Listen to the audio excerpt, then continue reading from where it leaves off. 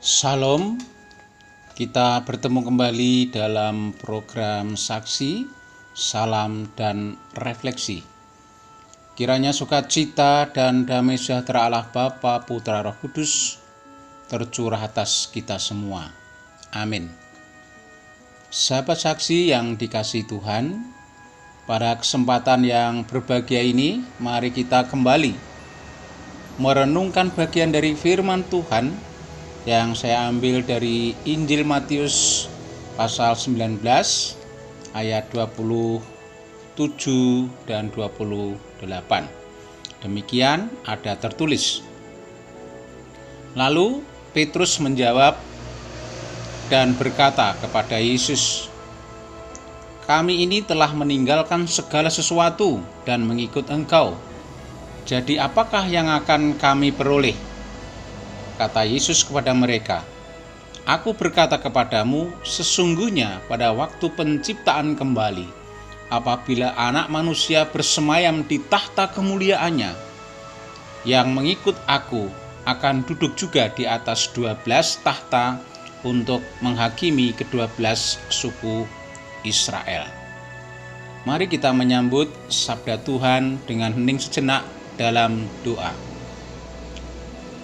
Bapa di surga, oleh karena segala kebaikan-Mu, kami boleh hidup sampai saat ini.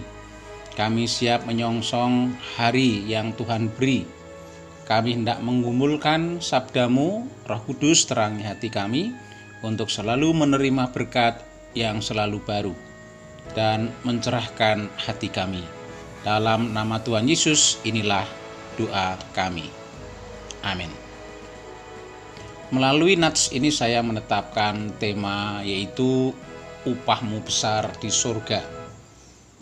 Sahabat saksi yang terkasih, berbicara tentang upah adalah imbalan dalam bentuk uang, materi, ataupun yang lain yang diterima oleh pekerja dari yang mempekerjakan. Dengan upah inilah dapat dipergunakan untuk memenuhi kebutuhan hidupnya. Maka tidak heran bahwa semua orang membutuhkan pekerjaan agar dapat memperoleh upah. Bahkan banyak upaya agar bisa memperoleh upah yang sebanyak-banyaknya dengan mengabaikan waktu, tenaga, dan pikiran. Bagi yang bukan pekerja tetapi pengusaha, apapun yang menjadi bidang usahanya, endingnya adalah juga agar bisa mendapatkan untung. Itu juga dapat disebut upah dari hasil usahanya. Kita tahu bahwa seberapapun upah yang diterima, seberapapun keuntungan yang diperoleh sang pengusaha, semua itu ada naik turunnya dan ada pasang surutnya. Jadi tidak ada yang kekal, tidak ada yang abadi. Semua ada waktunya, semua ada masanya. Sahabat saksi yang terkasih, ketika saat yang baik dan dalam konteks yang tepat, Petrus dengan kepolosan dan kejujurannya lantang mempertanyakan kepada Yesus Kristus tentang apa upah yang akan diterima ketika Petrus dan beberapa temannya telah meninggalkan segala sesuatunya. Yesus menjawab bahwa mereka pada masa penciptaan kembali atau di akhir zaman nanti akan duduk di antara 12 tahta untuk menghakimi 12 suku Israel. Artinya upah yang diterima Petrus dan kawan-kawannya nanti adalah upah rohani, bukan upah jasmani. Upah surgawi, bukan upah materi.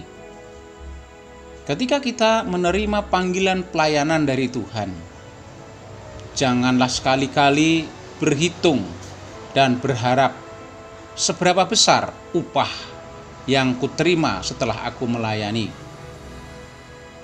Tentunya orientasinya adalah materi ataupun uang.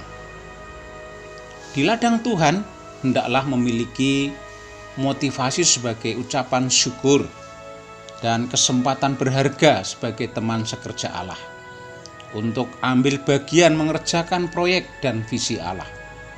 Rasul Paulus katakan, jerih payahmu dalam pekerjaan Tuhan tidak ada yang sia-sia, dalam 1 Korintus 15 ayat 56. Segala kebutuhan hidup atau materi sudah Tuhan atur melalui siapa saja, dengan cara apa saja. Yesus katakan, carilah dahulu kerajaan Allah dan kebenarannya, maka semuanya itu akan ditambahkan kepadamu, di dalam Matius 6 ayat 33. Sahabat saksi yang terkasih, marilah kita meyakini dengan sepenuh hati bahwa Tuhan memperhitungkan segala kebaikan sekecil apapun yang kita lakukan. Bahkan secangkir air sejuk saja diperhitungkan upahnya. Terlebih segala pekerjaan yang kita lakukan untuk kerajaan Allah, pasti besar upahmu di surga. Amin. Mari kita bersyukur kepada Tuhan di dalam doa. Bersyukur Tuhan, firman-Mu terus memberkati, menguatkan, memotivasi kami untuk selalu setia dalam panggilan Allah, hidup penuh penyerahan dalam belas kasihan Tuhan. Kami tidak akan ragu, tidak akan khawatir akan pemeliharaan-Mu. Mampukan kami untuk hidup dalam memegang janji-Mu. Dalam nama Tuhan Yesus Kristus kami ucap syukur. Amin. Selamat beraktivitas dan berkarya, Tuhan memberkati.